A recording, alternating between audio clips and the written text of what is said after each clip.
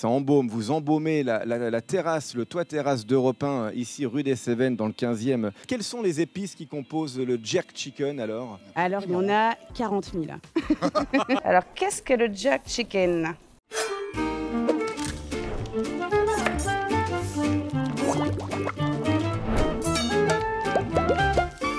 Aujourd'hui, je vais vous présenter le jerk chicken, qui est une spécialité emblématique de l'île, qui consiste tout simplement à mariner longuement avec beaucoup d'amour et d'épices du poulet ou du porc, selon les préférences, pendant un bon minimum de 48 heures qu'on va griller au barbecue.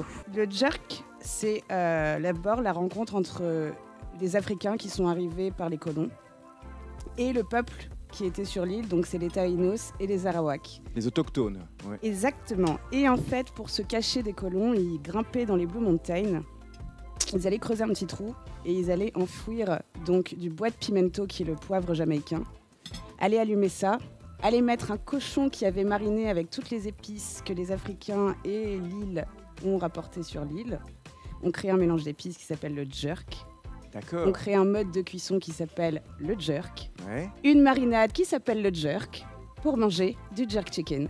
Et donc pour se cacher des colons, ils enfouissaient ça sous des feuilles de bananier, de palmier, etc. Et ils faisaient fumer ça à basse température longtemps pour éviter d'être visible d'en bas. C'était creusé dans la terre? Creuser amène la terre. Donc, cuisson à l'étouffer en fait. Cuisson à l'étouffer. Pour pas se faire repérer justement. Et oui, pour avoir des moments de partage. Ah oui, elle a une belle histoire cette recette. Le jerk chicken, c'est donc comme je vous disais, une petite volaille qui est marinée. La base de la recette, c'est le poivre jamaïcain qui s'appelle le pimento ou allspice berry ou poivre de la Jamaïque, il en a tellement des noms, à laquelle on va ajouter beaucoup d'autres ingrédients.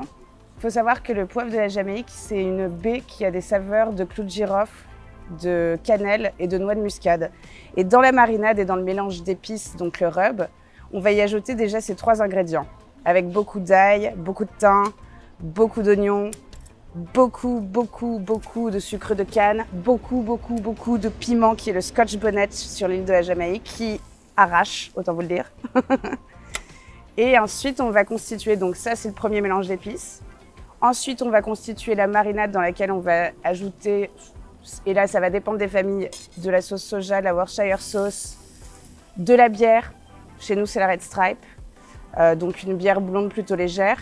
Et ensuite, une fois qu'on a utilisé le mélange de jerk seasoning, qui est le mélange d'épices, le rub, on va encore ajouter du thym, de l'oignon frais, de l'ail, de la cébette, qui est très important dans toute cuisine jamaïcaine.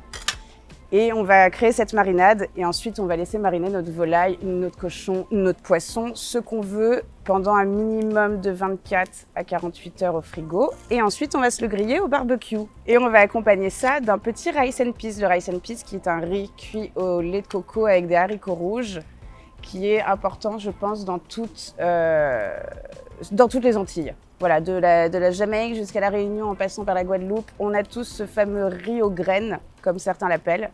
Et je pense que ça va être sympa. Ensuite, à partir de cette marinade, parce que c'est pas fini, on va créer la sauce du jerk qui va reprendre exactement les mêmes ingrédients, mais moi j'y ajoute un petit peu de rhum pour la fantaisie parce que j'aime bien ça. Et je vais faire une sauce qui sera un peu plus, on va dire, actée gastro-française, avec les codes d'une sauce à la française, avec tous les ingrédients qu'on a en Jamaïque. Et pour l'été, c'est génial.